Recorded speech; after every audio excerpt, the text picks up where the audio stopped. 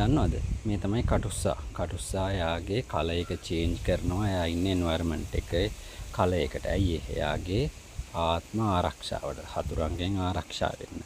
ඔයා අහලා තියෙනවද සමහර මිනිස්සුත් හරියට කටුස්ස වගේලු. එයාලත් පාට මාරු කරනවා. පාට මාරු කරනවා කියන්නේ එයාලගේ තියෙන පෞද්ගලික වාසයකට එයාලත් එයාලගේ තියෙන මතය එයාලගේ තියෙන හොඳ ගතිගුණය සියලු දේ වෙනස් කරනවා.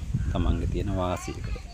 තමන්ගේ ආත්මය පාවා දෙනවා තමන්ට තියෙන වාසියකට. හැබැයි ඒ අතර සමහර මිනිස්සු ඉන්නවා තමන්ට කොච්චර අවාසි සහගත වුණත් තමාට එකකින් පාඩුවක් වුණත් තමන් දන්න නිවැරදි මතය හරි පැත්ත ගන්නවා. ඉතින් එහෙම මිනිස්සු හරි දුර්ලභයි. ඉතින් එහෙම මිනිස්සු හම්බුනොත් එහෙම මිනිස්සුන්ට ගරු කරන්න. ඉතින් සමාජයේ බහුතරයක් කටුස්සෝ වගේ පාට මාරු කරනවා වාසිය හැමෝම. හැබැයි මෙයා ඉතින් පාට මාරු ඇත්තටම කටුස්සා පාට මාරු කරන්නේ එයාගේ ආරක්ෂාවට. අපි වගේ වාසි ගන්න නෙවෙයි.